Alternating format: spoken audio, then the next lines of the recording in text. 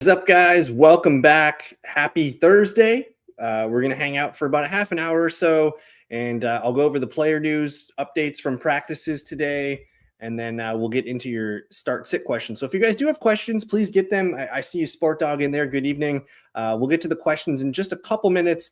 Tonight, we got a good game. We got the Buffalo Bills 7-3 against the 5-5 Houston Texans. Texans fighting their way to stay in the wild card race. This one's in Houston. I'm pretty excited about this little AFC. It's kind of like a little AFC wild card game.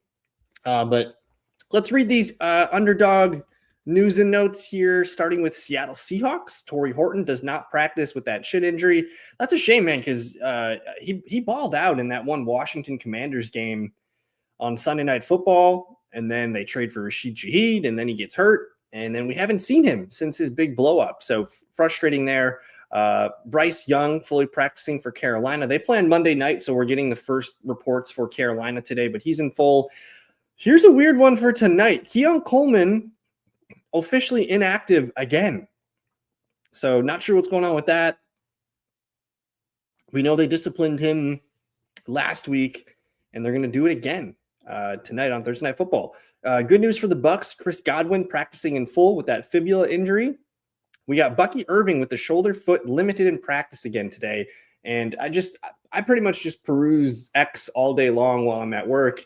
And there seems to be a lot of rumblings that we're not going to see Bucky Irving on Sunday Night Football. There's a quote from Rondé Barber on a news program in Tampa Bay saying that he's unlikely to play. We have the quote from the Buccaneers themselves saying they got to get Sean Tucker more involved. So as of right now, like, we have this Bucs backfield completely in flux, and I'm not quite sure how it's going to look on Sunday night. So for now, I'm bracing, and they even said Bucky Irving's probably not going to come in and play all the snaps anyway. So I pushed Bucky Irving to a running back 3 flex. I moved Sean Tucker up to a strong RB2 this week. Rachaad White probably. If Bucky Irving plays, I'm not interested in Rachaad White. If Bucky Irving's out, Rachaad White's fine as a low-end RB2 flex play. No David Njoku today. I was thinking that it was just kind of like a day off yesterday, but back-to-back DNPs, a little bit concerned there for the Cleveland Browns tight end. The Bills did place Mecole Hardman on IR, so a bit of a bummer there. He just got with them. Baltimore Ravens, you have Justice Hill back-to-back full practice, so he's looking like a go on Sunday. Isaiah Likely limited, so he was DNP yesterday, limited today. He's on track to playing. And then you have Rashad Bateman not practicing back-to-back. He missed last week, doesn't practice again in this one, so he's looking doubtful for Sunday. Jaguar news, you have Brian Thomas Jr., Brenton Strange, and Bashal Tutin all limited in practice today. That's very good news for Bashal Tutin, considering it might have been a high ankle, low ankle, who knows. But he's practicing Wednesday and Thursday. He's on track to playing. And then I think Brian Thomas Jr. and Brenton Strange are both on track to playing this weekend in Arizona. I will note Travis Etienne was limited today with a shoulder. He was wearing a non-contact injury at practice. Questionable. He's not questionable. I think he's going to play, but just monitor that shoulder injury. Arizona Cardinals, Trey Benson limited in practice. Of course, they activated him from his window, and I don't think he plays this weekend. We'll see, but he's got a chance to play. I don't think I'm going to play him, though, if he does play. Kayshon Boutte fully practicing for the Patriots. You got Ramondre Stevenson limited. We'll see about those guys tomorrow. Hopefully they can rule them out or game time decision tomorrow for us. This Joe Burrow thing is getting exciting. I think they're going to throw Joe Burrow out there, man. He practiced in full today. He was full yesterday. If he practices in full again tomorrow, like, he's playing. I would be shocked if we don't see Joe Burrow play this weekend at this point. No Jamar Chase, but a healthy Joe Burrow, if he's practicing in full, why isn't he out there? So maybe they're rushing him back. I'm not sure. We're going to probably see him in a lot of shotgun stuff to protect that toe.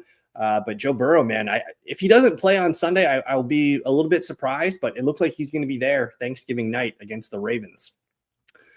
Titans, we have Alec Ayomaner not practicing again on Thursday.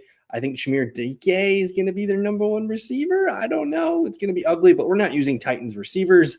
Another backfield with very little clarity right now is the Green Bay Packers. Josh Jacobs, who did not practice yesterday, he was limited today with that knee injury. It sounds like it was not like a ligament thing. It sounds like it was just bruised up and swelled up pretty big. Like, he took a big hit on that shitty turf there in New York.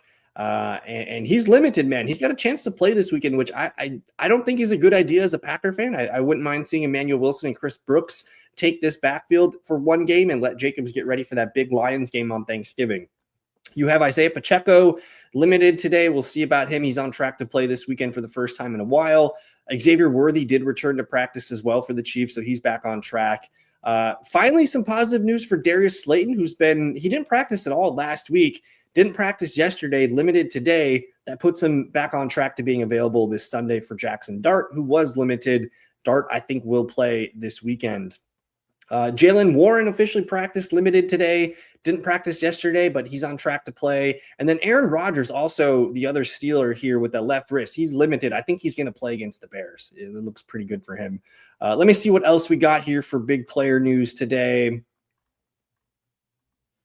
I think we might be all caught up, though, so I'm probably going to open up some questions here. Yeah, I'm into the Wednesday stuff. So let's get into it. I'll hop into a screen share here, and I just want to welcome everybody to the show tonight.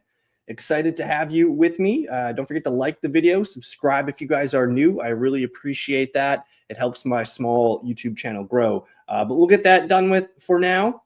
Let's talk some football here. I don't know what you guys are having for questions here, but I'm going to start getting some questions answered. So we got Sports Dog. Good evening, my man. 18 full PPR. Superflex. We got Jay Warren and Marks in my RB spots. Would you use Aaron Jones instead of Marks? I'm just not sure how busy Marks will be. I have a pretty good feeling about Marks tonight, and he's kind of taken over this backfield. It's been his backfield the last couple games. I don't have a lot of faith in Buffalo defense. Like, they're the second worst team. They ranked 31st here against opponent running backs. I think they've allowed 8 straight rushing touchdowns or maybe 8 straight touchdowns to running backs. It's probably rushing, something like that. But they give up touchdowns here. They've given up the most rushing touchdowns in the entire NFL to running backs. So I'm comfortable playing Woody Marks tonight. And then you can make that Jaylen Warren, Aaron Jones decision later, which I'm probably going to lean Jaylen Warren, assuming he's healthy and out there. But for me, I'm going to go Woody Marks. I think you're going to get yourself a touchdown tonight, double digits. I think you got to play Woody Marks here and worry about the Warren Jones decision later.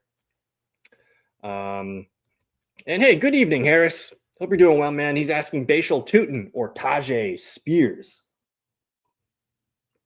So I have a similar, in my most important league, Harris, I have Tutin and Tony Pollard fighting for my RB2 spot right now. So it is pretty bleak, but the Titans going against Seattle. Seattle is pretty solid on defense. You can see they rank 10th here in opponent points per game for the running back position. Don't know if I want to mess with that. They're probably going to get blown out. I know Tajay has been safe for 7 to 10 PPR points, but Bashal Tutin going up against the Arizona Cardinals. You see the Cardinals here, they rank 26th in points allowed to the running back, 10 touchdowns, good amount of receptions, 25 fantasy points per game. I know he's nursing an ankle injury right now, but I think they kind of saw the light last weekend, and they need him involved in this offense. The Jags want to run the ball, and they want to make Trevor Lawrence kind of manage the offense. So I think I'm leaning towards Tutin. I think he's more likely to score a touchdown. It seems like when they do get close, it's been Tony Pollard. I know Spears did get a goal line carry at one point this season, got a touchdown. But as of right now, it depends on what you want. If you want 7 to 10 safe points, you play Tajay Spears. If you want to shoot for a little bit of an upside, I think you go with Bashal Tutin in hopes that he gets double-digit carries and a goal line touchdown. It's certainly looking like he's going to play this weekend. He's been limited. I saw a couple clips of him moving around pretty well. I think he plays, but I'm not like super excited to get him in my lineup. He's in that same bucket as, for me, he's like guys like Rachaad White, guys like Tony Pollard and Tajay Spears, just these fringe plays. And for Stevenson, with the TreVeyon Henderson stuff, like, I don't think I'm going to play him if I have him this week. I got to see what this backfield looks like. They might also kind of just ease him back into things. Darnell Washington, the 311-pound Steelers tight end, has been kind of a hot guy this last week with what he did on Sunday. But we're looking at Dawson Knox tonight against the Houston Texans, who are top. Like, this is not a good night to play tight ends. The Texans only allowing about 10 points per game to the tight end position. And then you have the Buffalo Bills the number one team against tight end. Just Dawson Knox probably doesn't earn enough targets. He's probably a touchdown or bust guy, which at that point, I think I'm going to play Darnell Washington. The Chicago Bears have allowed 14.5 fantasy points per game to the tight end tonight. We saw a mini breakout from Darnell Washington last weekend. Sure, I'm going to regret this if Dawson Knox scores a touchdown tonight, but if he does not score a touchdown tonight, I'm not too worried about it. So we're going to go Darnell Washington. And yeah, Jesse, we're talking about some hot guys tonight. Cheers, my guy. I hope you're enjoying whatever the hell you made for dinner tonight. But we're going to just hang out for a little bit here. We got a lot to we already covered the player news for tonight. We'll look at some of the rankings and the matchups that I'm liking, and how many touchdowns for Woody Marks tonight. Let's pull up the old DK machine. God dang it, they're making me sign in. They know who I am. Are they going to email me a code now? Come on, DraftKings, let me in. I just want to go to the sports book. So we're going to pull up the touchdown odds for tonight and see if we like anything. You know, Nico Collins is scoring a touchdown, Jesse. Don't get crazy here. Nico Collins tonight, I like him for an anytime TD. I think Josh Allen's the most likely guy to score a TD tonight at -125. You got James Cook -105. But before, I don't know if Jesse was here before, but we did highlight the Buffalo Bills have allowed 14 rushing touchdowns on the season, 15 in total. The 14 rushing touchdowns are the most in the entire NFL. So this is a good spot for our guy Woody Marks, who's +110, Nico Collins +145. I think both these guys are good odds to score. And I don't hate taking both of these guys to score tonight. If you guys are interested in doing that, so you put a $20 unit on these two, you get your money back if Woody Marks scores. And if Nico Collins scores, you make a little bit extra. And if both these guys score, so that's where you really have fun with it. The squeaky name that I've seen on X tonight is Khalil Shakir, who just had his wife just had a baby this week, and that's why he missed some practices. But I think there's some steam for our guy Khalil Shakir. And hey, I appreciate you, Sebastiano. Thank you for hanging out with us tonight. I really appreciate you hanging out, my man. I think we're in for a good game tonight. I don't think this is going to be high scoring, but I think it's going to be a close enough game. Like, there's only 44.5 points implied tonight here. The money line's on Buffalo for sure, 5.5 points. I think when I opened this game up this week, I think it was like -7 Buffalo, and it's tightening up a little bit. Davis Mills looking pretty good the last couple games. He's kind of revitalized the Texans here and given them some wild card hope. So I don't hate the Texans odds here. In fact, I probably take the Texans 5.5 tonight. I think that's a fun spot. And I appreciate you, Sebastian. Thank you for hanging out with us. I appreciate you subscribing. But I think we're in for a fun game tonight. I am nervous about Josh Allen's passing numbers. Keon Coleman, a surprise inactive again tonight. I don't know what's going on with him. I never thought he was any good anyways. But we're going to see Buffalo with their – basically, they got like a clown car of wide receivers right now, whether it's – I think Khalil Shakir is a good receiver, but we're talking Curtis Samuel, Elijah Moore, Gabe Davis, just all these random dudes getting out of the Buffalo car tonight. And then Dawson, I think this team is missing Dalton Kincaid tonight. Houston – the best team against opponent quarterbacks, man. Only 12 points per game allowed. They've only allowed 10 passing touchdowns all season. And then, yeah, they're pretty good against the receiver as well. Only 6 receiving touchdowns all year. Josh Allen's going to have to grit this one out. I think James Cook's going to be heavily involved tonight. You can run the ball a little bit, but not like Texans give up rushing touchdowns. They just don't give up a ton of yards, and teams have to throw the ball to the running backs here. So I think we're in for a tight game tonight, and I'm not opposed to Houston stealing this one at home. Let me see if I can find anything else for us tonight to look at. If you guys want me to look at props, we can look at props. I do have to get my props up on the website tomorrow. That's usually when I do that kind of thing. But let's take a peek here at the start sit charts, which I did cover. I covered those on Wednesday night, but I just want to talk about some of the updates that I did today. And so right now, I'm going to update this tomorrow. I'm going to move Kenneth Gainwell to the RB3 flex spot, which is like a top 30 running back play. I like him because I think even if Jaylen Warren's healthy, they like Kenneth Gainwell enough to maybe lighten Jaylen Warren's workload just a little bit. So Warren will be a low-end RB2 for me if he's out there, and Kenneth Gainwell will be an RB3 flex for me. I did elevate Hunter Henry to the tight end 1 position here. He's going against Cincinnati. This is a spot that has just been printing money. The Bengals are the most targeted team against tight end with 97. They've given up the 3rd most receptions to tight end at 66, and then easily the most yards to a tight end and easily the most touchdowns. So this is a really nice hot Hunter Henry opportunity. 22 points per game to the tight end position, the Cincinnati Bengals. I think Hunter Henry is definitely a pretty strong play this weekend. With the Bengals, I'm going to give it tomorrow, but I'm about ready to put Joe Burrow out there as a QB2. I don't think I'm excited to put him in there as a QB1 just because I don't think he's going to have the mobility. I don't think he's going to be running around as, we had been seeing him earlier in the year and especially last year. And you're down Jamar Chase as well. So that is a big factor too. So I'm probably not playing Joe Burrow. Like if I have Brock Purdy, I'm playing Brock Purdy. If I have Caleb Williams or even maybe Jordan Love, Jackson Dart, I'm playing some of those low-end QB1s over Joe Burrow tomorrow, despite this game being at home. But again, it's a tough matchup against the Patriots without Jamar Chase, limited mobility. I just want to temper expectations. I'm excited to have Joe Burrow back, but I don't know quite how high his ceiling is without his number 1 weapon. I don't think I changed anything in this game. I'm going to give Darius Slayton a chance to play, though. He was limited today with that hamstring, so that's good news for him. Vikings-Packers, man, I think this game is going to be kind of ugly, low scoring. We have the huge Josh Jacobs news blurb probably coming tomorrow, and at this point, I think it's going to be a game time decision, man. They want Josh Jacobs out there if he's able to go. We're probably not going to find out until an hour and a half before kickoff on Sunday or maybe Saturday night. We get those late Shefty bombs.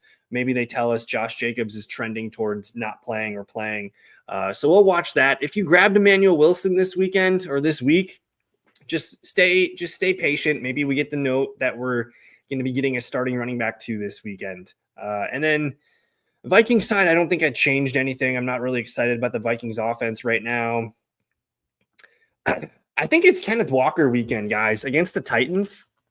The head coach was saying that, he thinks Kenneth Walker's earned more touches, which is music to a lot of people's ears. The Titans, they're kind of a running back funnel. They've given up almost 1,100 rushing yards, so that's over 100 a game to the running back spot. They've given up 12 rushing touchdowns, so that's well over 1 per game. They don't really give up a lot of receiving stuff, but I did notice that the Seahawks finally threw to Kenneth Walker last week, and he had 3 catches, and he was a weapon in the receiving game. So I think there's some steam here for Kenneth Walker. I think he's a must-play running back 2 this weekend. And I kind of like Rashid Shaheed, man. We got to see Rashid Shaheed get loose and finally make some big-time plays with his new team. I think Sam Darnold in this offense kind of open it up and get going again. They've been kind of stale the last couple of weeks despite blowing out. Who did they blow out?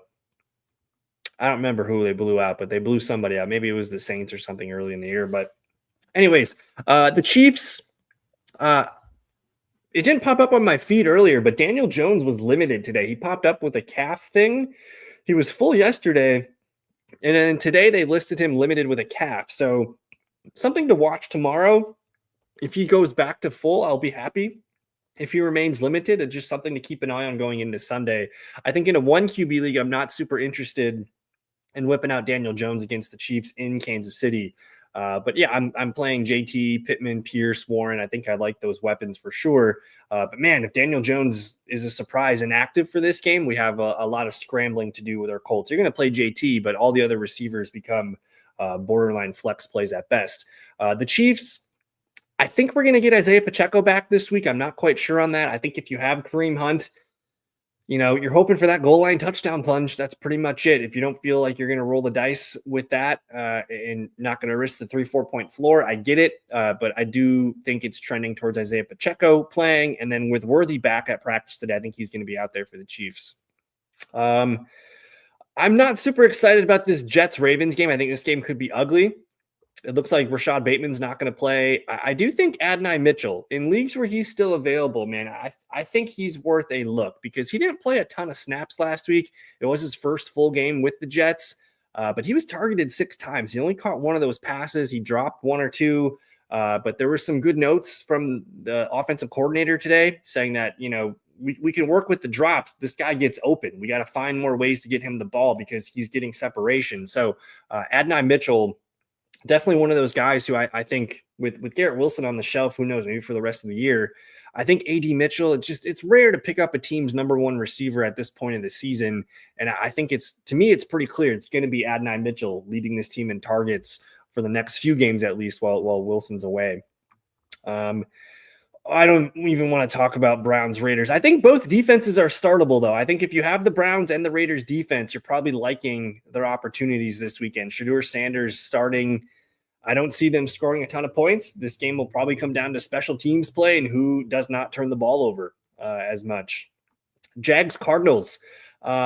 So we know Marvin Harrison's going to be out in this one, but we're watching Trey Benson tomorrow. I don't think Trey Benson's going to play. Typically what you see is when a player's 21-day practice window is opened, he's going to practice for that first week with the window open, but he's probably not going to play that first week. This has just been kind of the way it goes. I think Trey Benson probably plays in week 13. That would be my guess. So we're looking at another week of Bam Knight, Michael Carter as the kind of low-end RB2 plays at best.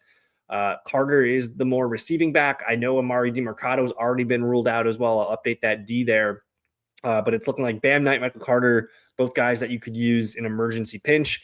And then I think I'm going to get a ton more questions on Mr. Tootin because he looked really good last week. He kind of he didn't overtake, but he forced a pretty damn near 50-50 split with ETN last weekend in that game against the Chargers. He gets hurt in the third quarter, and now he's practicing limited. I think if he's out there, I do expect Jacksonville to control this game and to hopefully play with a lead and be able to run the ball 30 times. Like that's their recipe. So I'm leaning towards Bashal Tootin being a double-digit carry player, get a catch or two, and he's been the better goal line back this season. Eagles, Cowboys, I don't have any changes here to that game. You're starting those dudes. Falcons, Saints, so I don't know what to do with this one. If you picked up Darnell Mooney this weekend, I think it's a good time to just throw him out there and see what happens as your wide receiver 3 flex. I think the Saints, like the last we saw the Saints, they upset the Carolina Panthers. So this team under Tyler Shuck, it's interesting. Alvin Kamara had some life. Chris Olave had some touchdowns. Juwan Johnson had a touchdown. Like there's a little bit of juice here with the New Orleans Saints. And I do think Devin Neal is going to get maybe not more involved, but I think he's going to stay relevant enough to warrant holding on to the end of your bench. It's Thanksgiving season. This is when you want to be rostering these next man up handcuffs, and Devin Neal would be the next man up here for the New Orleans Saints. Sunday Night Football. This Sean Tucker, Bucky Irving stuff, man. I think if Bucky Irving plays, if you don't have a better option, you can play him. He's going to get touches. We know he's going to be out there for a little bit, not a full amount of snaps as he normally would. But I would expect Sean Tucker to be the team's lead back, even if Bucky Irving plays. So that's probably double-digit touches for Sean Tucker. Rachaad White, more of a third down change of pace back in this one. So White would be unusable if Bucky plays. If Bucky does not play, like Sean Tucker's a must start, and Rachaad White is a fringe RB2 flex play at best. I'm willing to give Tez Johnson one more chance as a wide receiver 3 flex. It was pretty ugly last week, despite getting a couple carries and really only making the one catch. But he just scored 2 touchdowns for this team, and the Rams are 7-point favorites at home. Tampa Bay is probably gonna have to throw the ball 40 times in this one. So I think Tez Johnson, we get stuck into this thing of chasing points a lot in fantasy football. Like Tez Johnson catches 2 touchdowns, scores 20 points. And then the next week, I'm answering tons of Tez Johnson questions, and then he lays this complete egg. But I think I'm willing to go back to the Tez Johnson well. But we got to keep an eye on Chris Godwin. If Chris Godwin's out there, that does limit his upside just a little bit. And then I'm going to say keep an eye on the Rams this weekend. I think Terrence Ferguson might be someone worth adding. The Rams have been using 4 tight ends for like the last month or two, and now Higbee's on IR. And they've been making some big plays to this rookie Terrence Ferguson. They've been running a lot of snaps to Davis Allen and Colby Parkinson. But I think now they might just have to commit to one of these guys being a primary route runner for the team. I hope it's Ferguson. He's worth holding on to for the weekend, because if we get this awesome Sunday night reveal, we got something. And then Monday Night Football, no changes here. And it's kind of the same thing that I said just a minute ago about Tez Johnson. Ricky Pearsall was out there, his first game back. He played the full amount of snaps and routes that he normally would if he was regularly healthy. So I think he's back in terms of conditioning and things like that. He just didn't have a big fantasy day. But he was getting open. I saw a couple plays and a couple routes of him beating his guy wide open for a touchdown. You just couldn't get the ball off. So there are some big opportunities for Ricky Pearsall. This offense is going to be really tough to stop, honestly. I think this is one of the more exciting offenses for the second half of the season. So I'm not afraid of Ricky Pearsall. I know he just played bad, but just sometimes you get in trouble when you chase fantasy points. And in this case, you shy away from fantasy points just because of one bad game. So I think Ricky Pearsall is a guy worth playing. But I'm going to get out of here for tonight, guys. Enjoy the football game tonight. I think we're in for a good one. I think the Texans will be able to run the ball with Woody. I think they're going to be able to make big plays. Keep an eye on Jaden Higgins tonight. If Jaden Higgins is available in your redraft league, I think he's worth adding and holding on to, because he's been kind of stepping forward the last 2 weeks for the Texans. I like him if you guys are playing lineups tonight, whether it's DraftKings or FanDuel or wherever.